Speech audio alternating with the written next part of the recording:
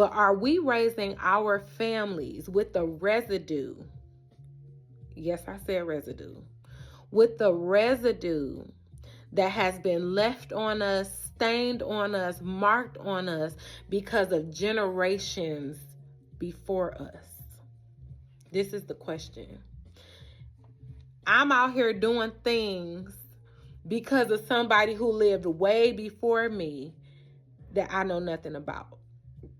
Am I out here getting blessings because of someone who lived way before me that I knew nothing about? Am I the one that has to break this cycle or break this chain off of my family? Here it is. I'm a wife, but I'm not a mom yet, right? I'm not a mom yet.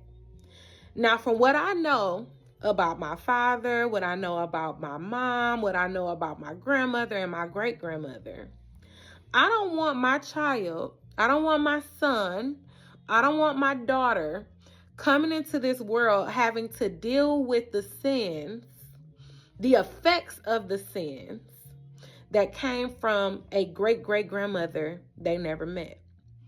What does that mean? That means I have to be mindful about how I live in front of my child.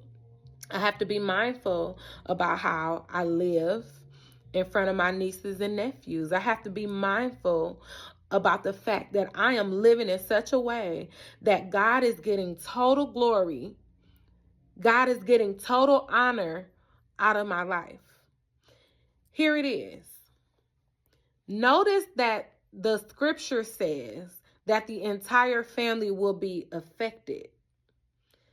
Not necessarily like I'm an alcoholic, my child will be an alcoholic. It could be I'm the alcoholic, I never paid attention to my child, so now my child is feeling rejected.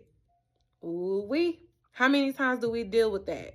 It could be that my mom, right, was a sickly person, and it was my responsibility as her child to take care of her. So now that she's gone on with the Lord and I have the freedom and the ability to do what I want, now I'm out here reckless.